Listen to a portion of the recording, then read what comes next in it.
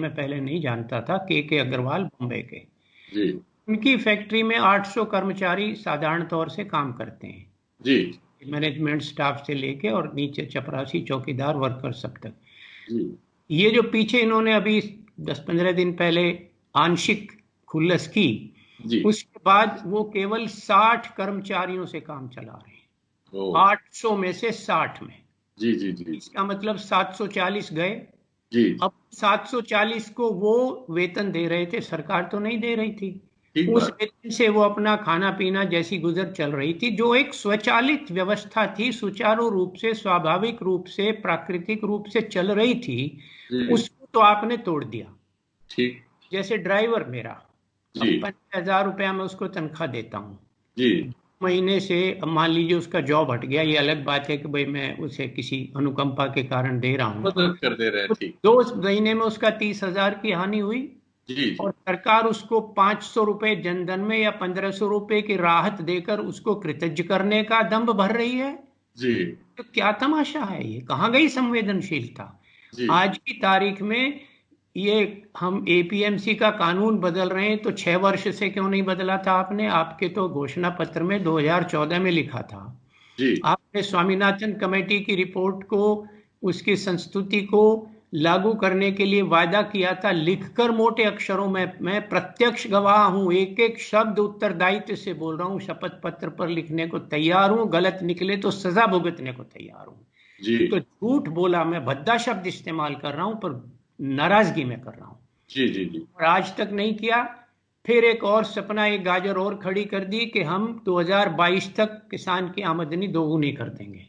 ठीक। अब शीतल जी, जी एक बात होने वाली है कि जी इस वर्ष किसान की आमदनी खत्म हो गई, जी जी जी। तो अगले साल जब नापेंगे तो आज की तारीख के मुकाबले में तो वो 3 गुनी हो जाएगी। बड़ा भारी चमत्कार कर देंगे मोदी जी, इस तरह से तो 2 गुनी हो जाएगी, जी पर अभी जी इसके कोई लक्षण नहीं है। फिर उनकी जी परिभाषाएं बदल दी गई। जी सरकारी अधिकारी जो जादूगरी, बाजीगरी आंकड़ों की और शब्दों की करते हैं, ये सारी सरकार उनकी चल रही है। जी और इस समय जो जी सबसे भयावह स्थिति है, जी ये बहुत महत्वपूर्ण है, ये सारा जो अब तक मैंने चर्चा किया उससे भी भयावह स्थिति ये है कि परसों टाइम्स ऑफ इंडिया में 2 समाचार निकले हैं।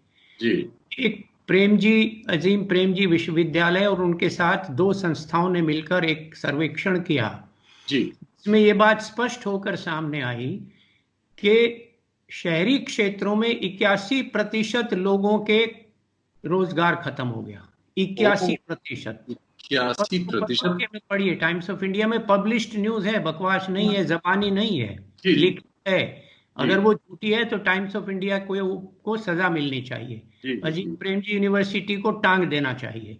जी उन्होंने कहा 81%, और हम तो सामने ही देख रहे हैं, उन्होंने जी। आंकड़ों का।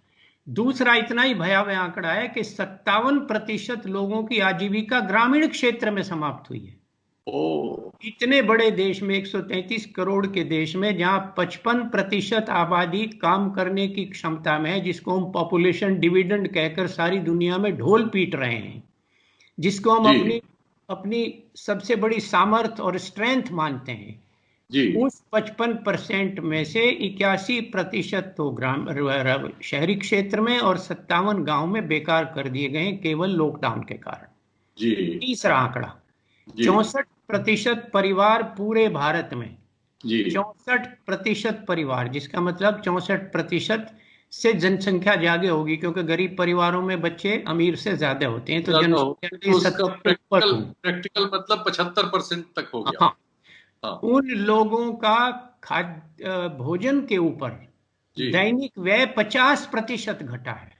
ओ जहां कुपोषण की और भुखमरी की इतनी भारी विभीषिका उन्हें झेलनी पड़ती हो, इंसिडेंस हो, जी और उसका भी खर्चा उन्हें मजबूरी में आधा करना पड़ा, तो उनकी स्थिति का आप अंदाज लगा दीजिए।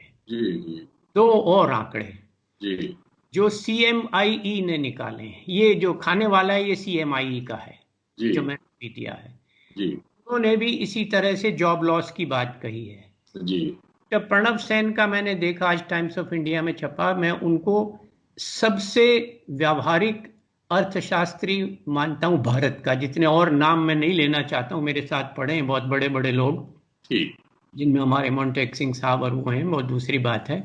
पर प्रणब सेन को मैंने देखा कि अप्लाइड इकोनॉमिक्स की और भारतीय अर्थशास्त्र की, अर्थव्यवस्था की जितनी समझ उन्हें है, इतनी बहुत कम लोगों को है। हमारे वो मुख्य सलाहकार भी थे प्लानिंग कमीशन में और स्टैटिस्टिकल कमीशन के चेयरमैन भी रहे, बहुत अच्छे मित्र हैं।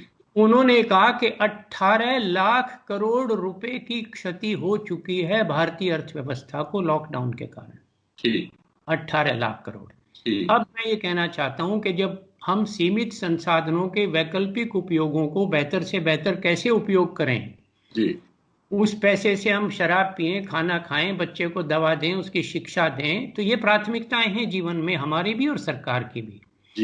आज की प्राथमिकता तो ये थी कि जो लोग इस तरह से अपदस्थ हुए हैं, डिस्प्लेस हुए हैं, बेकार हो गए हैं, सड़कों के ऊपर घूम रहे हैं, अगर आप उन्हें 5-7 दिन का अवकाश शुरू में दे देते विंडो, तो वो अपने घरों को चले जाते। और ये कोई नई सूचना नहीं है शीतल प्रसाद जी, प्रतिवर्ष ऐसा होता है।